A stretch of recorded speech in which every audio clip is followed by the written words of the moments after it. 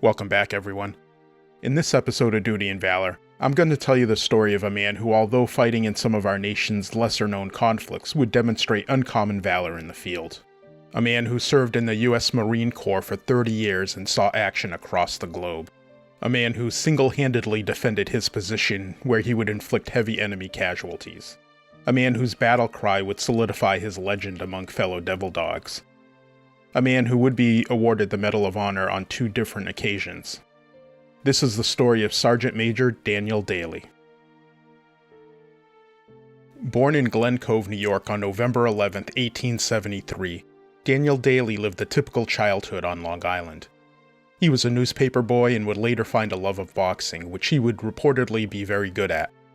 But knowing he wanted more to life than what was available to him in the late 19th century New York, his desire to do more with his life led him to enlist in the U.S. Marine Corps on January 10, 1899, where he wanted to fight in the Spanish-American War.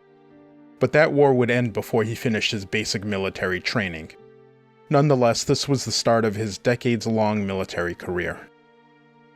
In 1900, Private Daly found himself stationed in Peking, China, before it was known as Beijing, where he was a member of the U.S. Embassy Guard. In what should have been a fairly uneventful post, the actions of the Boxer Rebellion would see that it wasn't. The Boxer Rebellion of 1900 to 1901 was a nationalist movement that fought against foreign influence in China, with the aim of restoring the power of the Qing dynasty.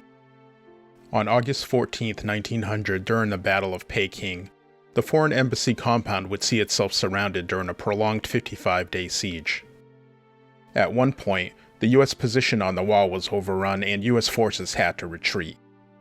The Americans would regroup and scale the walls to recapture their position. Once the defensive position was secured, Private Daly would volunteer to man it by himself. This would allow the other men to seek reinforcements. Taking up position on the bastion, throughout the night Private Daly would avoid repeated enemy charges and shots from enemy snipers to secure that position.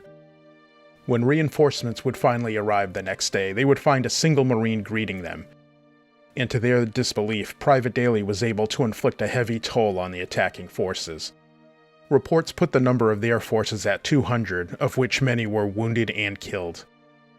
Private Daly was awarded his first Medal of Honor for these actions, and on December 11th of the next year, President McKinley would bestow the award upon him.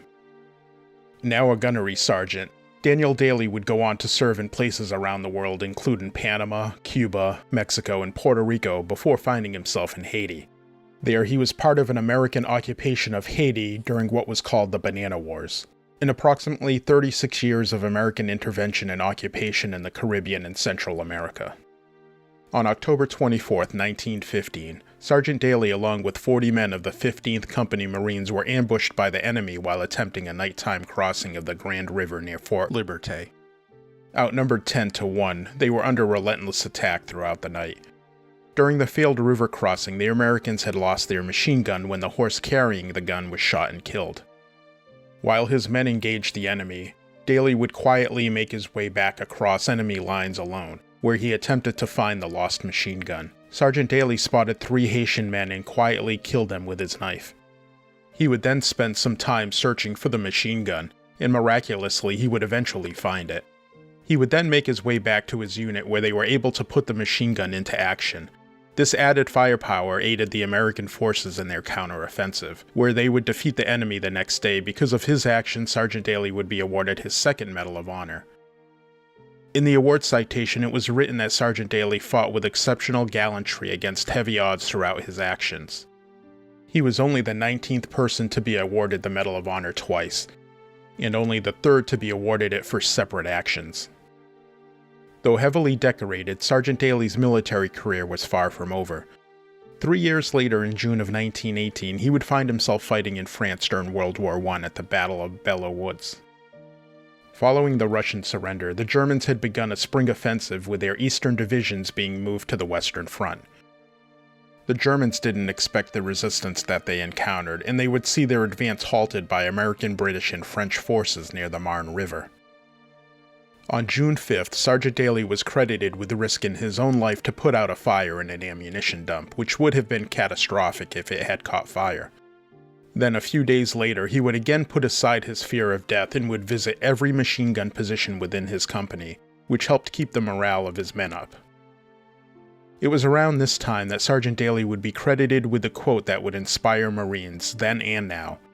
He would legendarily yell to his men, "Come on, you sons of bitches, do you want to live forever?"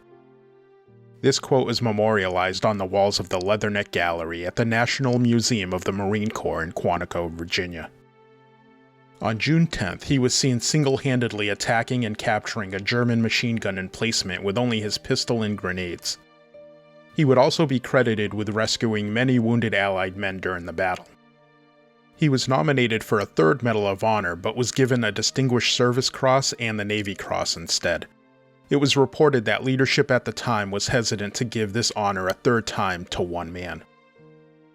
Now a Sergeant Major, Daniel Daly would continue his military service until he officially retired on February 6, 1929.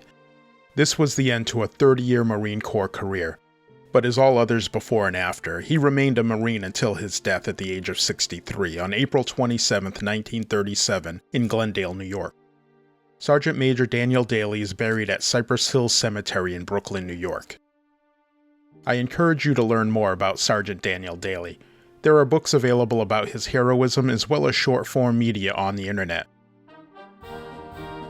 Thank you for listening, and if you enjoyed this week's show, we kindly ask that you follow us and leave a review and 5-star rating wherever you're listening.